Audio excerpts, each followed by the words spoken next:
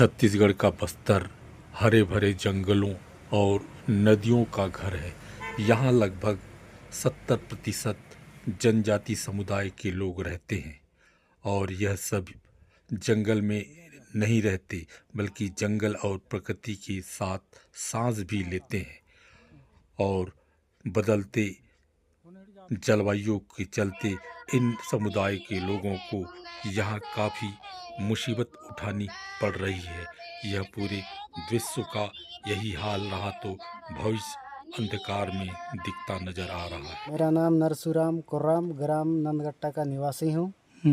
पहले और अभी में जो जलवायु परिवर्तन हुआ है उसको लेकर थोड़ा बताइए।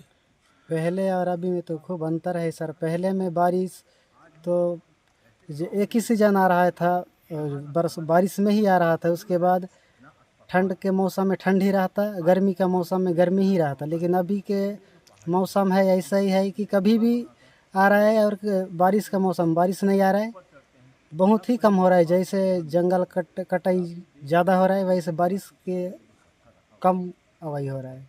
लकड़ी काटेंगे तो बारिश कम होती जाएगा। चुनाव जुगला कोंडा गाँव चौए आगे तो अच्छा गिरते रहे। ये भी कसन न्यूसन वैसे जाले जंगल जाड़ी के काट सर उनके कारण बल नहीं आई पानी। और बेड़ा कारण पैरा बल जरा सा तो उनने पानी बले 12 मास आई से। और फिर बड़े बड़े मन बले तो उन सब कारण ने आए घुसन फिर पानी जैसे 12 मास आई से जेठ नहीं बले चमास नहीं बले गिलाए दिन गिरे से। तो आगे जैसे छोटे छोटे दला सुधर कितरो पानी गिरे उदंदा समय समय ने गिरते रही पानी। बरसात दाए बरसात, जेठ दाए जेठ, शीतकाल दाए शीतकाल। और जैसे आगे तुमको बेरा रेला पाटा गाँव गाँव ने हो आजकल नहीं हो आजकल आगे होते रही। आगे गाँव का तो आगे और ये में कितरो अंतर होली अंतर होली का बाजा मोरी होली उनमें कहाँ रेला बीती मन गाँव सब नहीं जाए। बोले ठीक है फिर जुआ मसूरात छुडोड़ा पारा चौआय मचो दलसाय कोराम। आज जो है ना ये नदी के पानी का जी रोकथाम का जी हमें ये के बांधुक बलूस तो पानी हम के सिंचाई कर तो काज बले लागे से ये बेड़ा में जोंदरा लगा तो काजे उन चुका जे हमें बाद में पानी सरे दे तो कई मतलब नहीं दे। अभी स्टाफ डैम रली छुईडोड़ा में आसे उता बांध ला सकता और ये पीछे फिर आसे तो पीछे पानी फिर अब उताले बरू नहीं ली जाली इता जुए दे बलते हमचे ये सोच आए हमचो ये बाटे 2 एकड़ सना से और आसे मतलब पूरा छुईडोड़ा चो पूरा ये बाटे आसे। अब बाद में काया है नीचे वाले बोर फिट करून 6 पासे और ये भी सरलों में के तो हम बल कितरों का ये पूरे दी इसी साल तक बांधू से नहीं तो पे पानी सूखे से तो उन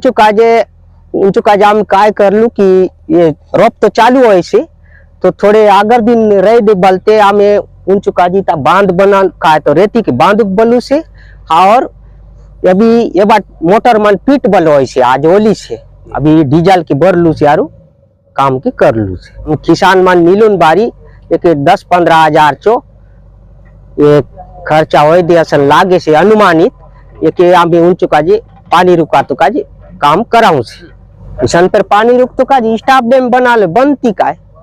मेरा नाम शिवनाथ यादव है, मैं जिला कोंडागांव बस्तर का निवासी हूँ।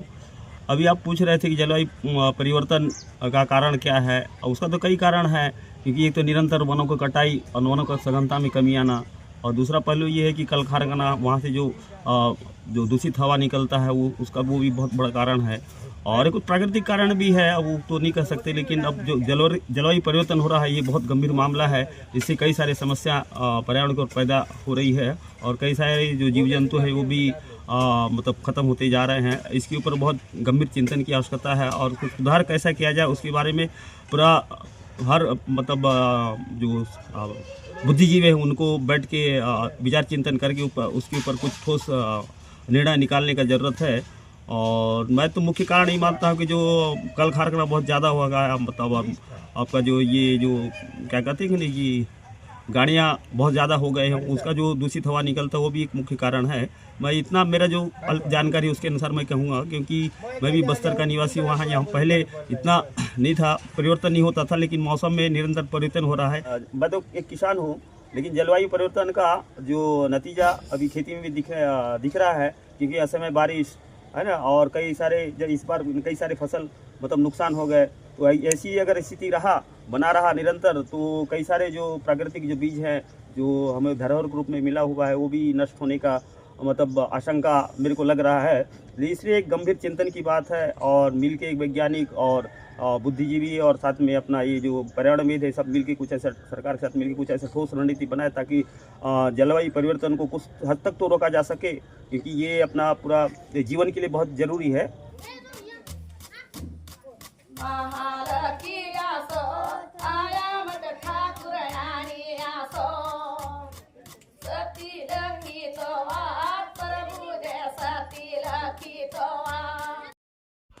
बदलते जलवायु परिवर्तन पर अंकुश लगाना हो तो और समुदाय में खुशहाली लानी हो तो जंगलों की अवैध कटाई पर तत्काल रोक लगाना होगा। साथ ही बड़े बड़े मिल फैक्ट्रियों पर अंकुश लगाना होगा। साथ में खेतों में जो पैरावट को आग के हवाले करते हैं उस पर भी रोक लगानी होगी। तभी कहीं जाकर बदलते जलवायु परिवर्तन पर रोक लगाया जा सकता है एवं समाज में खुशहाली लाई जा सकती है।